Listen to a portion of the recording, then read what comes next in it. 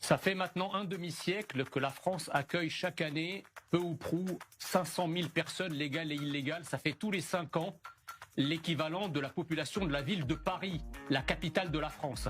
Pour l'essentiel, c'est une immigration musulmane. Pour l'essentiel, c'est une immigration pauvre qui a tout à prendre et quasiment rien à apporter. Et donc aujourd'hui, nous sommes dans une situation de saturation, dans une situation d'invasion qui se traduit par le changement de visage de la France.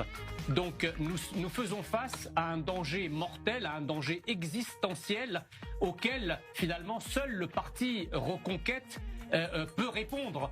Il répond par une politique migratoire extrêmement efficace, d'expulsion des immigrés clandestins, d'expulsion des immigrés qui soit ne foutent rien, soit foutent le bordel, soit les deux, et d'une véritable politique de rémigration de tous les indésirables qui sont un poids pour la France quand ils ne l'unissent pas. Merci Jean. François Asselineau, 1 minute, c'est à vous.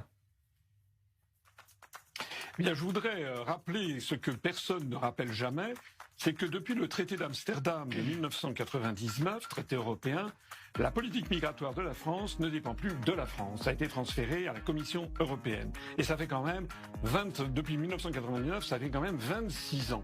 Alors, on a des partis politiques en France qui nient le problème migratoire.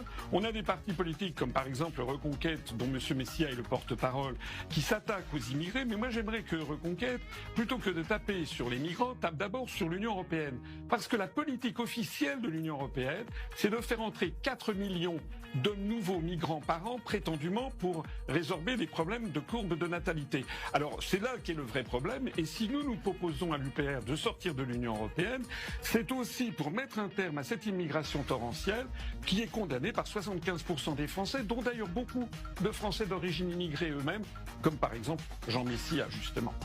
Merci beaucoup François Asselineau.